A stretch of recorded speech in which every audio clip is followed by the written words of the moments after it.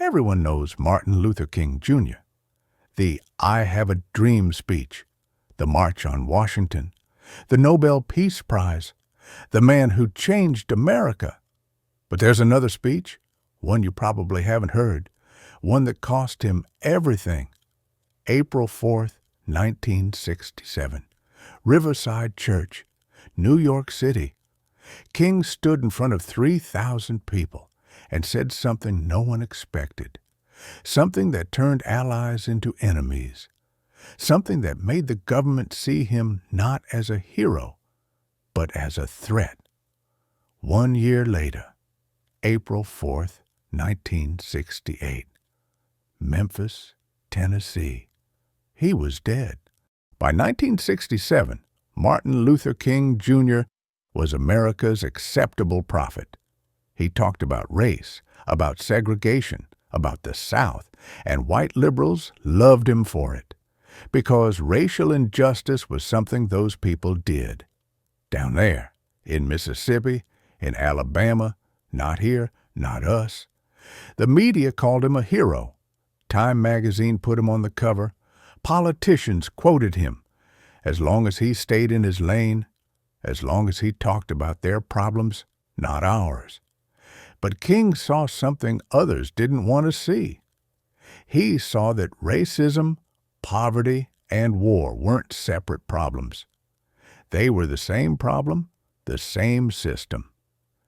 And in April 1967, he decided to say it out loud. April 4th, 1967. King walked to the pulpit. He'd been advised not to give this speech. His advisors told him, stay focused on civil rights. Don't muddy the message. The NAACP told him, don't alienate the president. His friends told him, this will destroy you. He gave the speech anyway. It was called Beyond Vietnam, a time to break silence. I come to this magnificent house of worship tonight because my conscience leaves me no other choice. For the next hour, King did something dangerous. He connected the dots. He said, the same government that refuses to fund schools in Harlem is spending billions on bombs in Vietnam. The same nation that says it can't afford to fight poverty at home is perfectly willing to fund war abroad. The same system that treats black Americans as less than human treats Vietnamese peasants the same way. And then he said the line that changed everything. The greatest purveyor of violence in the world today is my own government. The next day, the headlines came. The New York Times, Dr. King's error. The Washington Post, a tragedy. Life magazine, demagogic slander. These weren't Southern newspapers defending segregation. These were liberal newspapers, the ones that had praised him before. The NAACP publicly distanced itself from him. Other civil rights leaders said he'd gone too far. President Lyndon Johnson, who had signed the Civil Rights Act, the Voting Rights Act, stopped taking his calls. And the FBI? They escalated. They'd been watching King for years, wiretapping, surveilling, looking for dirt.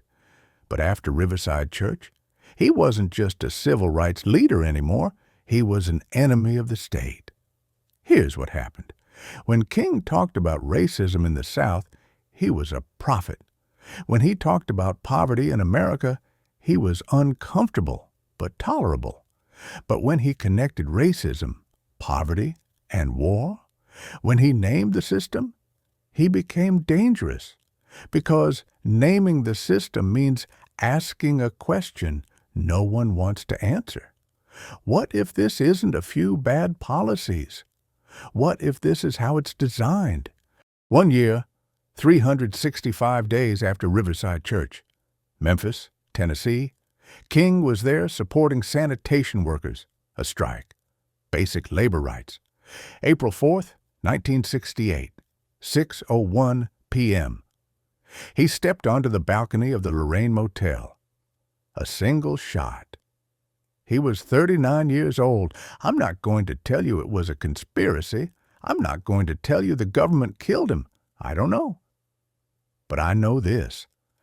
After Riverside Church, King was no longer useful. He'd stopped being the acceptable prophet. He'd stopped staying in his lane. And 1 year later, he was gone. Today, America loves Martin Luther King Jr. We celebrate him every January. We quote, "I have a dream." We name schools and streets after him. But we don't quote Riverside Church. We don't talk about that speech. We don't teach it in schools. Because "I have a dream" is safe. It's aspirational. It's unifying. It's past tense. I have a dream that one day, it asks nothing of us today. But Riverside Church, that speech asks, what systems are we supporting right now? What violence are we funding? What are we choosing not to see? So we remember the king who dreamed, and we forget the king who accused. Here's what I keep thinking about. King didn't die for saying black people deserved equality. America was already moving that direction, slowly, painfully, but moving. He died 1 year after he said the system itself was the problem. And here's the thing. Every generation has someone like that. Someone who connects the dots. Someone who says, these aren't separate issues.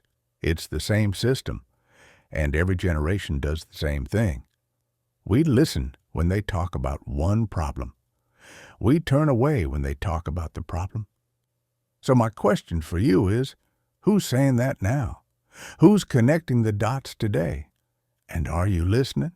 Or are you waiting until they're safely dead to build them a monument? April 4th, 1967, Riverside Church. Martin Luther King Jr. gave a speech. 1 year later, to the day, he was dead. A time comes when silence is betrayal. Martin Luther King Jr., Riverside Church, 1967. But I'm not concerned about that now. I just want to do God's will. And He's allowed me to go up to the mountain.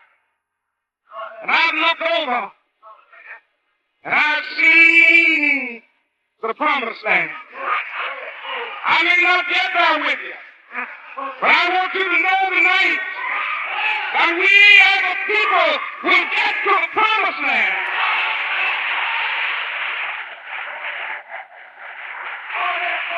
So I'm happy tonight. I'm not worried about anything. I'm not fearing any man.